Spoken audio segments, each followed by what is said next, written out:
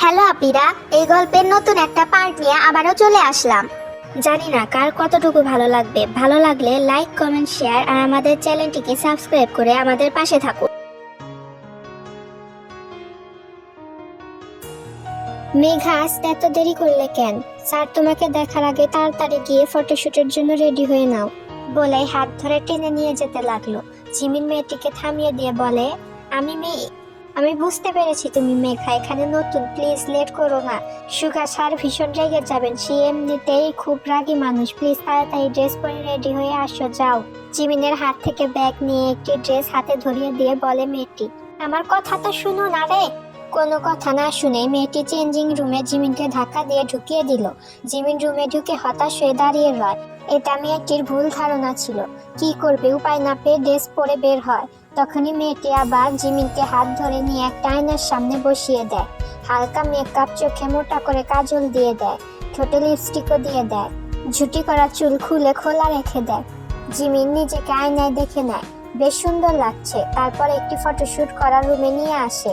সেখানে আরো 5জন মেয়ে ছিল, তাদের ফটোশুট হয়ে গেছে। জিমিন সহ বাকি আছে আরো 5জন মেয়ে।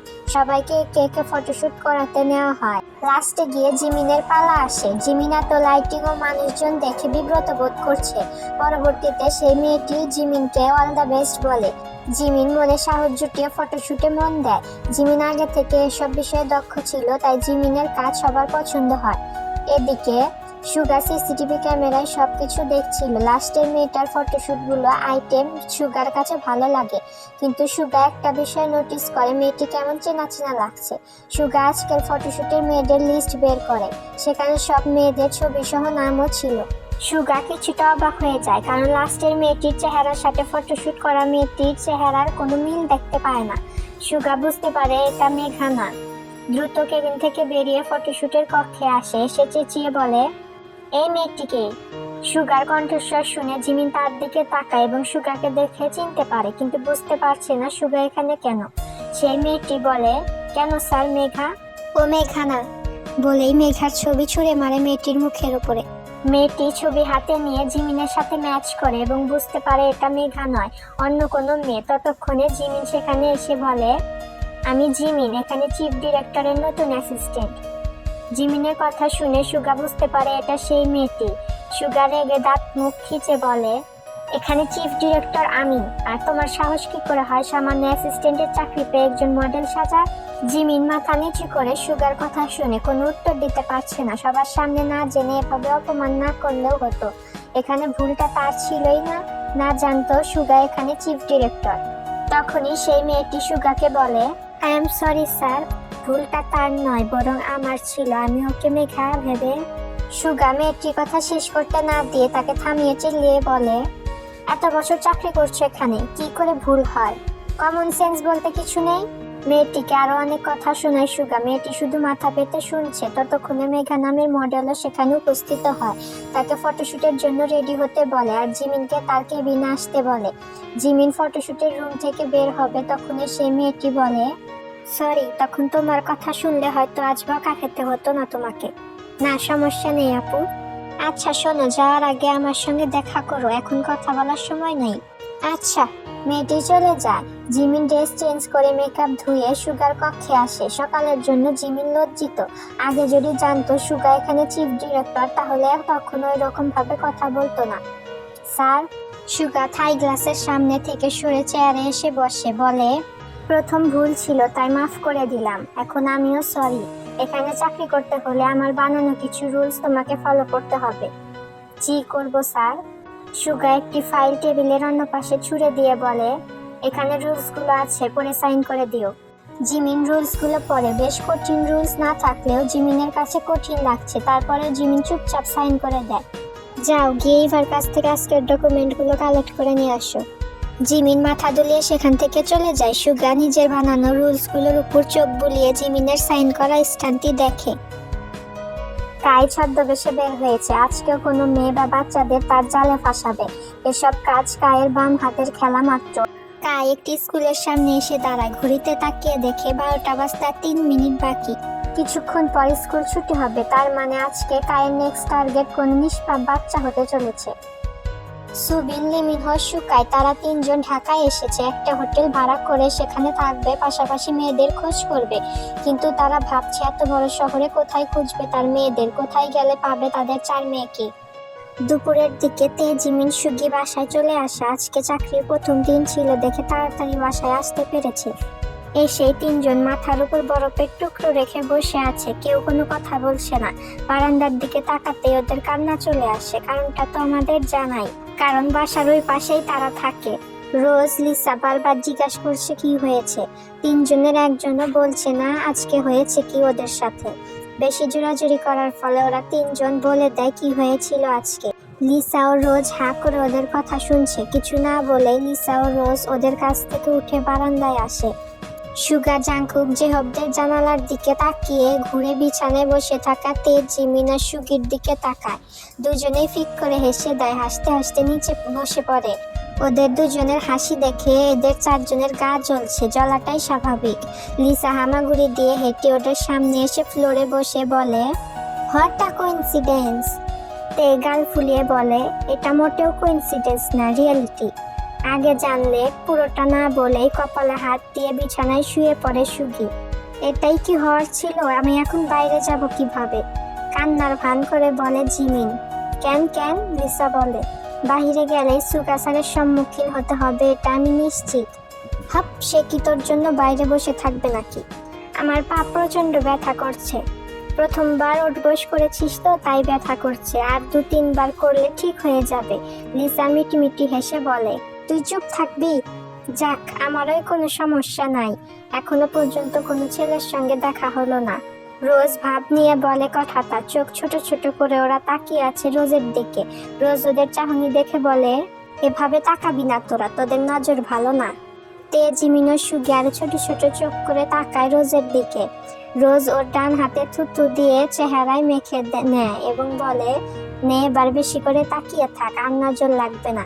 ওরা হেসে দেয় রোজের কাণ্ড দেখে। 5 বান্ধবী মিলে নানান কথা বলতে থাকে।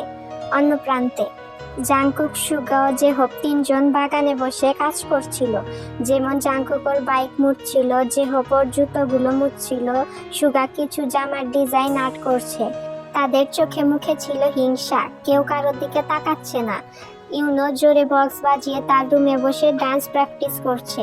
জোরে বক্স বাজানোর ফলে নিজের 3 জন বিরক্ত হচ্ছে, তবুও ইউনোকে কিছু বলতে পারছে না, কারণ সে তার রুমে বসে বক্স বাজাচ্ছিল। বাগানে বসে জ্বালালে কিছু বলতে পারত। কিছুক্ষণ পর ইউনো নিচে নেমে আসে। বক্স বন্ধ করাতে চারদিক ঠান্ডা অনুভব হচ্ছে।